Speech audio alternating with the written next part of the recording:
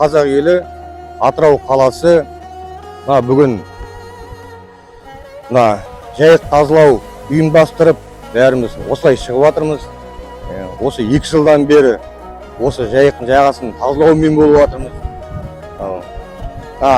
Аслан Омаров деген осы біздің Атырау қаласына балықшыларға бәрінде жаңағыдай добро ашқызды, бүкіл документпен жүр. Сөйтіп еңбектеніп ашты, онымен мынандай бардак. Ана жылда түсіріп жіберіп жатырмын видеоны. Сондай жағдай болып жатыр. Біреулер келем дейді көмектесуге, біреулер келмеймін дейді. Бүгін енді бір 10 шақты адам жиналдық.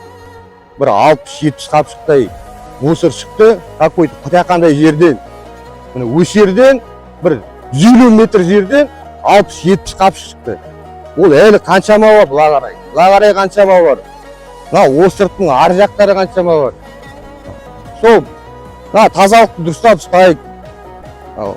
Бізге риболовный добро берді. Таза ауа, міне талдары бар, табиғаттың арасында отырып, палаткыңды қырасың ба, каштигіңді түсіресің ба, жақсы отырып, демалып, пакетке салып заттарыңды. Қайықпен келдіңдер ме, қайықпен алып кетіңдер, машинамен келдіңдер ме, машинамен келіп алып кетіп, тазалық ұстайық. Достар, қазақ елі, мен тек сіздерге соны айтамын. Табиғатымызды ұстайық. Табиғат болмаса, балық та болмайды. Вот сол.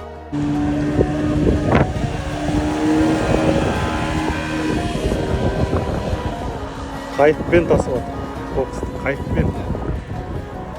Қазақстанда балықшылардың арасынан таза су айдын атты челлендж бастап кеткен болатын. Сол маған Ақтөбеден Изат бауырымыздан мен қабылдап соны. Енді міне соның бәрін абыроймен атқардық. Жоқ дегенде 80-90 қапшық жаңағы қоқыс жиналды. Қазір бұйыртса спецавтоваздың техникасына тиейтін боламыз.